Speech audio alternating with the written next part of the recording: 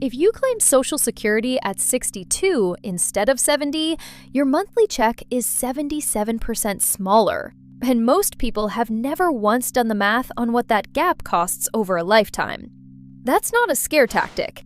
It's a number baked directly into federal law, and it applies to almost every American worker who has paid into the system. The gap exists because Social Security was designed to be roughly equal in total lifetime value, regardless of when you claim. But roughly equal only holds if you live to a specific age. Past that age, waiting wins by a wide margin. Before it, claiming early wins. And the hinge point has a name: the break-even age. Here's how the scaling works. Your baseline is your primary insurance amount, the benefit you'd receive at your full retirement age, which is 67 for anyone born in 1960 or later. Claim at 62, and you lock in a permanent reduction of about 30%, not for a few years, forever. On a $1,800 monthly benefit at full retirement age, that works out to roughly $1,260 a month for the rest of your life. Now go the other direction. Every year you delay past 67, your benefit grows by 8%. 3 years of that takes you to age 70 and adds 24% on top of your full amount. The same $1,800 baseline becomes roughly $2,232 a month. So the spread between claiming at 62 and waiting until 70 is about $972 a month. Every month, for life. That 62 to 70 window is where most of the damage gets done, and most people never frame it that way. So let's run the break-even math, because this is where the conversation stops being vague and starts being useful. If you claim at 62, you get a head start. 8 years of payments at $1,260 a month adds up to roughly $121,000 collected before someone who waited until 70 has received a single dollar. That's real money.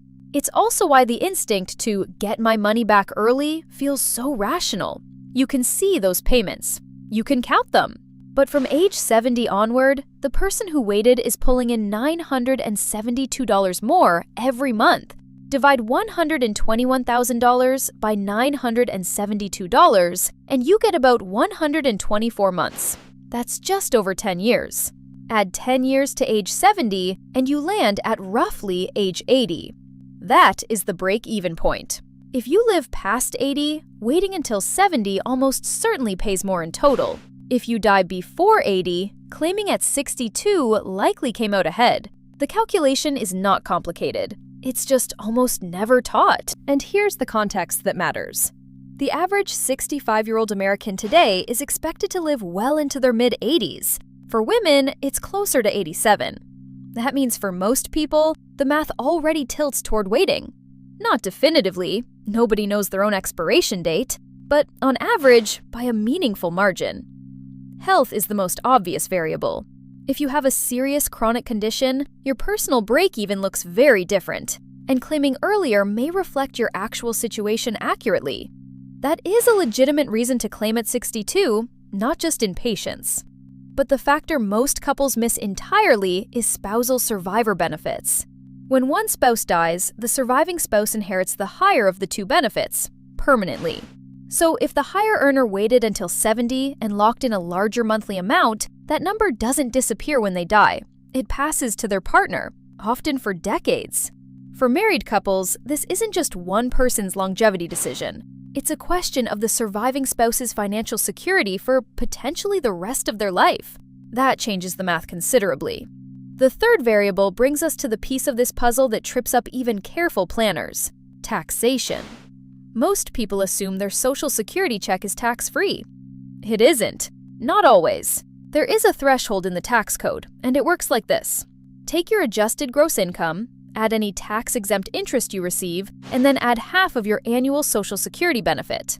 If that combined number exceeds $25,000 for a single filer, or $32,000 for a couple filing jointly, a portion of your benefit becomes taxable, up to 50% at that lower threshold, and up to 85% once the combined figure crosses $34,000 as a single filer, or $44,000 as a couple. These thresholds have not been adjusted for inflation since 1984. That's not an accident. It means more retirees cross them every year, including people who would never describe themselves as high earners. Here's what that looks like in practice. Say you have a small pension paying $18,000 a year, and you're drawing $24,000 from a traditional IRA for living expenses. That's $42,000 in income. You also receive $18,000 in annual Social Security. Half of that is $9,000. Add $9,000 to $42,000, and your combined figure sits at $51,000, well above the threshold for a single filer. Up to 85% of your Social Security benefit is now potentially subject to federal income tax. On an $18,000 annual benefit, that's $15,300 that the IRS has a claim on. And none of this was visible when you were deciding at 62 whether to claim. That is the problem. The tax rules interact with your broader retirement income in ways that are almost impossible to predict without sitting down with actual numbers first. This is why framing Social Security as a simple claim early or claim late binary misses the point. The real variables are total retirement income, expected longevity, marital status, and how your benefit interacts with everything else you're pulling in. Each one shifts the crossover point. None of them are unknowable. The benefit schedule, the break-even formula, the survivor rules, the tax thresholds, none of these are secrets. They are all public information, published by the Social Security Administration, but they are scattered, written in dense bureaucratic language, and almost never explained together before someone walks into their local SSA office and locks in a number that will follow them for 30 years. For most Americans, this is one of the largest single financial decisions they will ever make. Running the numbers beforehand takes maybe an afternoon. Not running them can cost tens of thousands of dollars. That math, at least, is straightforward.